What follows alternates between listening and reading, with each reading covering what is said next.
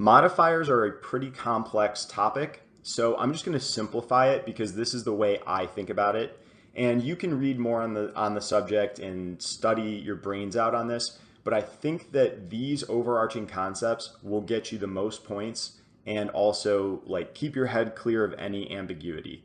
So modifiers are like phrases that describe other parts of the sentence, and they're not essential to the sentence. They could act as adjectives, they could act as adverbs, and there are some rules for which type of modifiers can modify which type of words. Things to look out for that highlight us before we go into that sentence up top. Commas are often placed to separate modifiers from the rest of the sentence. And here we see this comma here. That's introducing a modifying phrase that starts with the word which we see down here as one of our relative modifiers. And so this whole phrase right here is going to be a modifying phrase. Now, commas are a good way to highlight modifying phrases. Not all modifying phrases will have them, so you also need to look for the language. Words like these relative modifiers here, who, whose, where, when, which, that. These are relative modifiers. Relative modifiers have to modify the noun that comes directly before them. So if I have the word which, it needs to modify the noun that comes directly before it. And it can't modify a noun that doesn't come directly before it. Now you could have a complex subject here and that would be fine for modifying with the word which. But typically if we have some sort of verb phrase or something directly preceding the word which, it's not going to be able to modify that because it's not a noun. You also need to make sure that logically this portion could describe the noun. So just having a noun there isn't enough. You need to make sure that that noun logically is what is being described by the modifying phrase. Participles are kind of like wildcards, and so participles are different than relative modifiers. This is a modifying phrase that would lead with an ing or ed verb.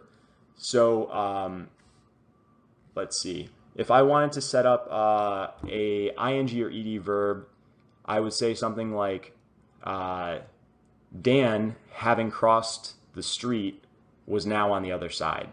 So Dan, comma, having crossed the street, comma, was now on the other side. The main sentence is Dan was now on the other side. The modifying phrase, having crossed the street, describes why he's on the other side. And so it kind of acts as a wild card. It can describe anything in the sentence, generally speaking. It's very hard for these to be incorrect.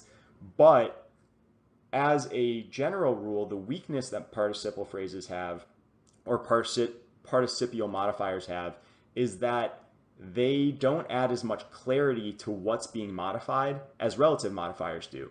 Because relative modifiers have to modify what comes directly before them, so it's very obvious what they're supposed to be modifying, and if they're used correctly, it's very obvious that the sentence is logical.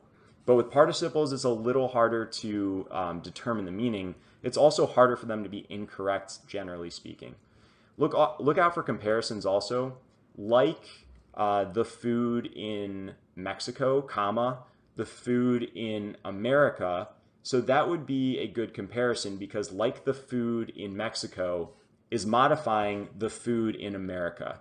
It has to logically hold that if you start a sentence with like or unlike, and you have a comma here, that like blank, whatever that blank is, has to logically compare with the word that starts this this part of the sentence after the comma, because it has to modify it and it has to be sandwiched up right against it.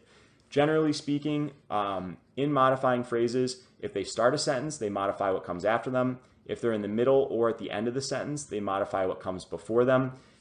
Participial phrases, participial modifiers, can modify both forwards and backwards in the sentence and jump around a lot. So you don't have to modify what comes directly before you.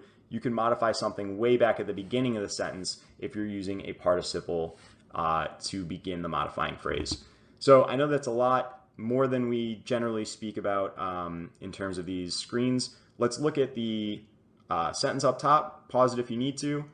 And running late for the bus, which had become a normal occurrence for Jane, was causing undue stress each morning.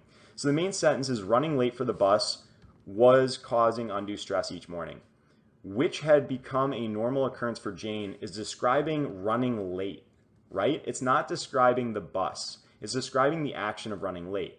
The word which is a relative modifier. It could only logically describe bus. And here, it can't be describing the bus because the bus is not what has become a normal occurrence for Jane. It's the action of running late. And because relative modifiers have to modify nouns, this is being used incorrectly. So this is where it can be difficult for your ear to pick up on. This is where it's difficult for your ear to pick up on modifying phrase errors. Look out for the word which. It's gold. It's one of my favorite screens to find. It pops up a lot, and your ear is not going to pick up on it very often.